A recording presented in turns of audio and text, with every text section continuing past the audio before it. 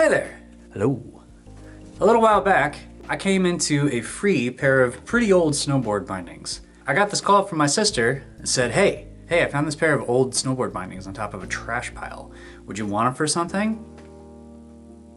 One man's trash is another man's treasure. So I went down and picked them up. I figured I could use them for the hardware. Maybe the ratchet straps would come in useful for a project somewhere along the way. I wasn't quite sure what I wanted to do with them, but they'd be useful, so yeah, free bindings. Yes, please. Meanwhile, a different part of my brain had been trying to figure out how to make bindings, how to do a project around making bindings. Like, do I need to learn leather working? How is this gonna work? I'm interested in it. I'm interested in making all the different components of all these different boards that we love so much, right? So how do I make bindings? And in my lap lands this very outdated pair of snowboard bindings. I've got a bunch of nice, relatively new pairs of bindings, so it was a perfect framework to start experimenting on, because these are old. They're not going to be my main set, and if they get broken or if they get beat up or whatever, it's really not a big deal. Messing around with them and modifying them is very low risk, but has the potential for a really high yield if I learn something about how bindings are made, or if I actually figure out how to start making these things. So very cool.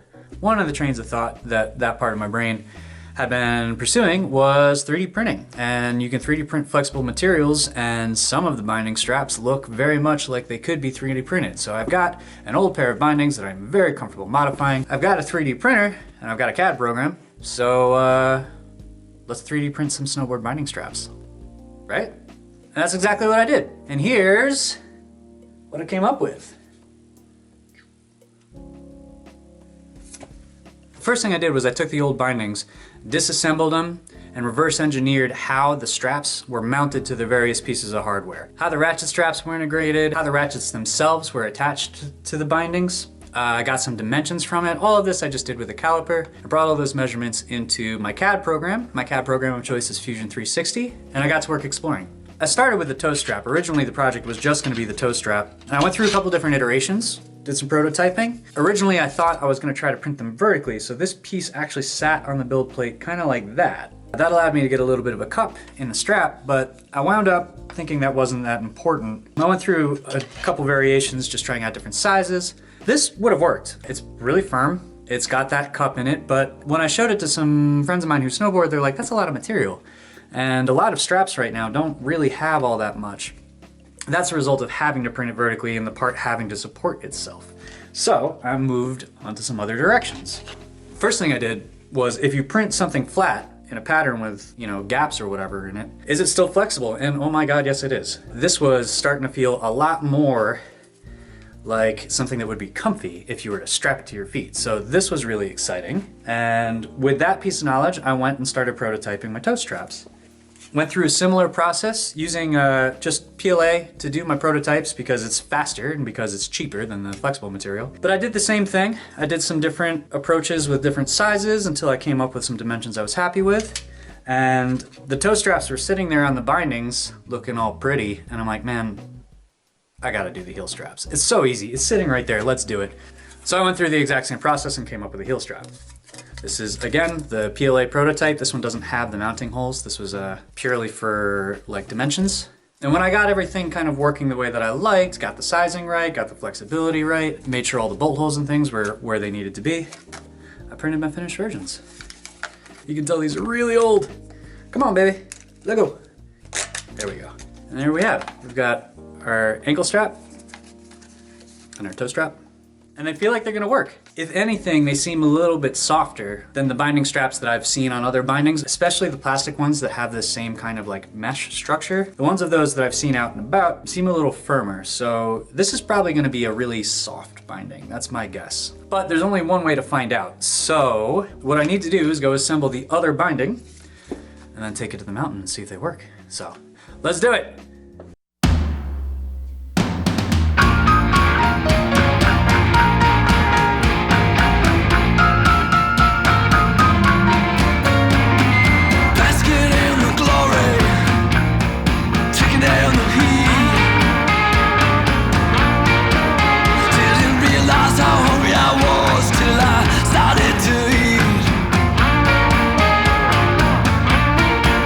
Now that I finally got me some power.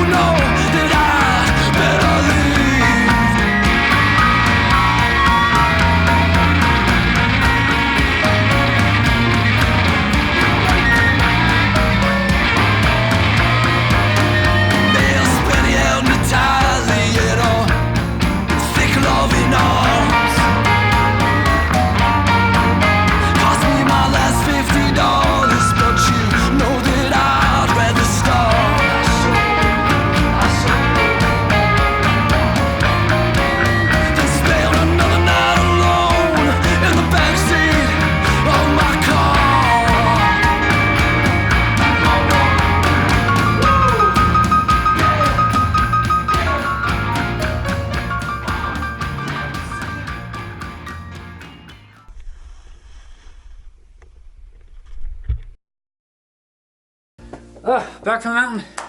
They work!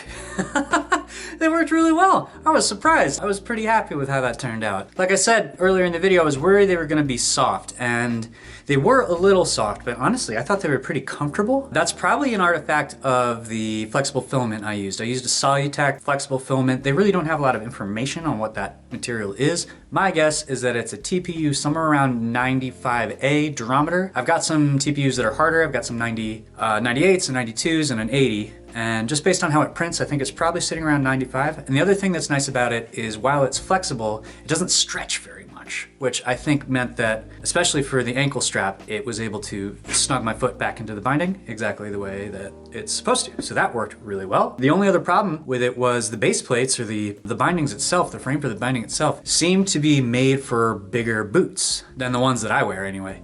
So I think in order to make that whole setup work for me, I'd have to make smaller straps. But honestly, I'm just more interested in making smaller base plates. So we'll see if that project crops up at some point, but yeah, I'm very tempted. I'm very tempted. Oh, so here we are. Here's our boy back off the board. Because it was a new setup, because they were a little soft, I wasn't riding really aggressively. I've been practicing a lot of switch lately, practicing a lot of carving, and I really didn't feel comfortable pushing myself with that too much. But I got a whole day in on these. I only did a couple runs filming, but I spent a good 5 hours riding these, and they held up perfectly. They were actually a little bit easier to use than my normal snowboard bindings, which that's kind of weird. I don't know what that's all about. We're gonna have to figure that out. But I'm super happy with how they worked, and I can say confidently that this was a successful project. The stuff that I designed to be 3D printed, I like to put out there to be available, and the same goes for these, but they're very specific. I was surprised when I took these apart. The toe straps have, let me see if I can show you this. The way that straps get attached to bindings, they've got this little metal tongue and some kind of insert, like T-nut type thing. And these I've seen before, this style of T-nut, and I think they're pretty common.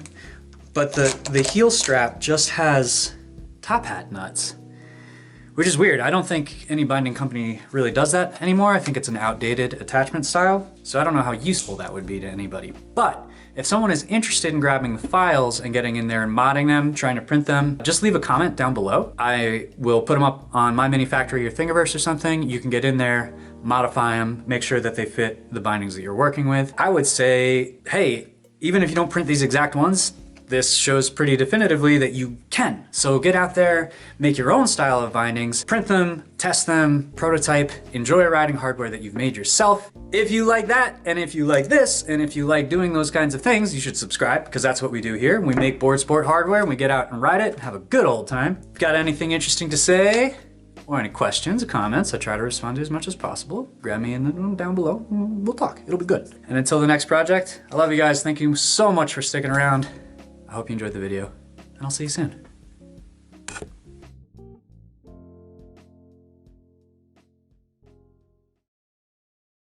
How the ratchet straps were integrated, how the ratchets were mounted to the different bindings, I don't need that right now.